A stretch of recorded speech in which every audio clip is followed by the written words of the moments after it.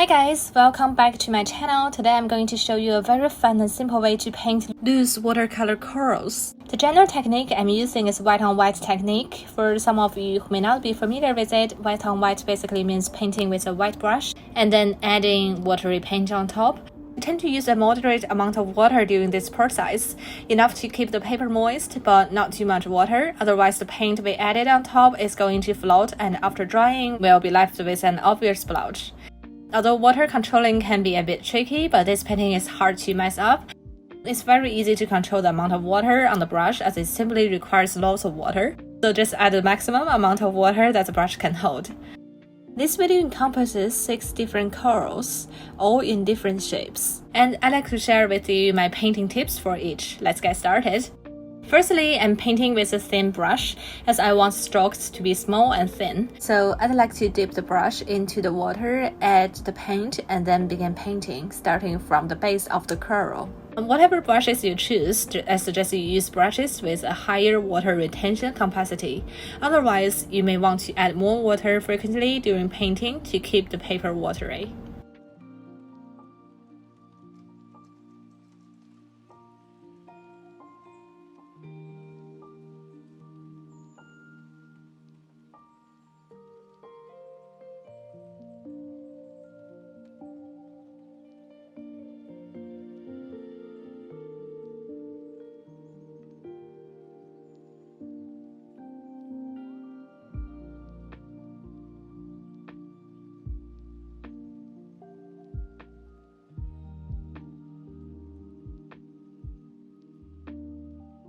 We'll end up with watery faint color at the tips. I'm going to paint another pastel green from the top to mix with the blue.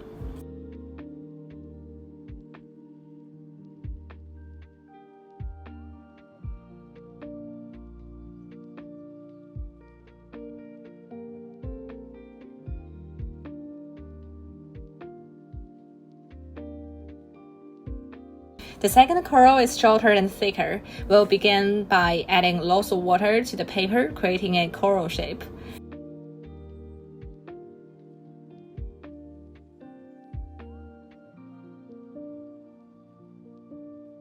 And now we can load paint on the brush and dab the paintbrush on the watery area.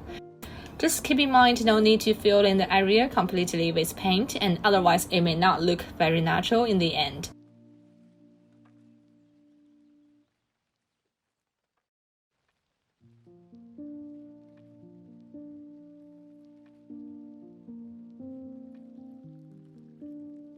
The third one is a series of different colored corals side by side.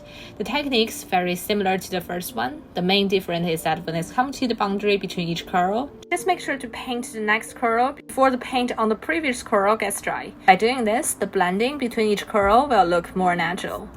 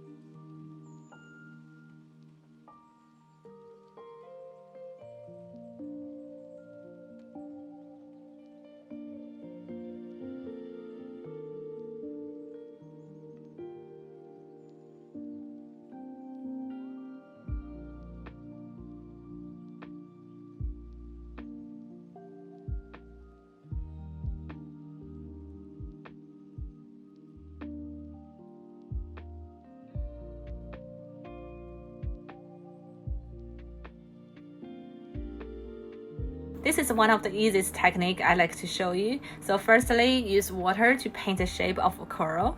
Just like in the second example, this time we make it bigger so that we can see the effect clearly.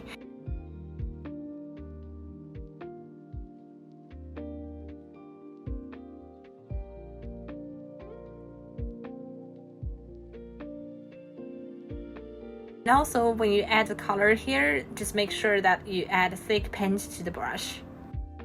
As you can see, the paint can flow on its own without us actually painting it.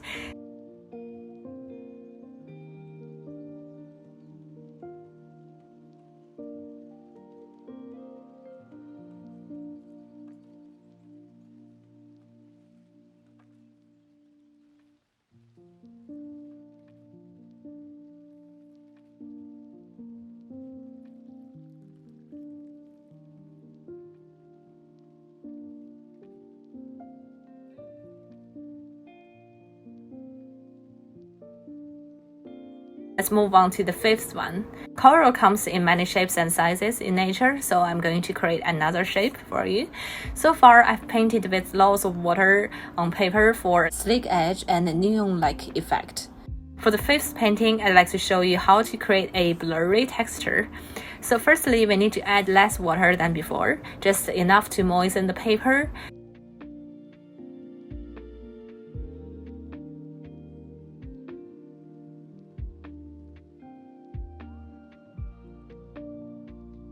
So that when you dab the paint in one spot, you can see that the paint is not floating on the water, instead it's spreading out over the damp area.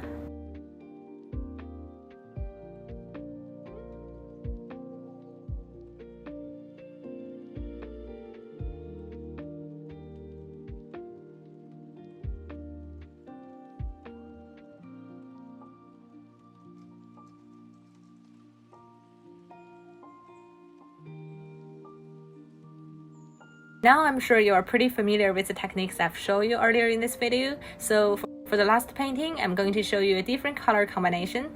I've used a lot of blue and red before, so for this one I'm gonna use purple and yellow, which is also a great color match for coral.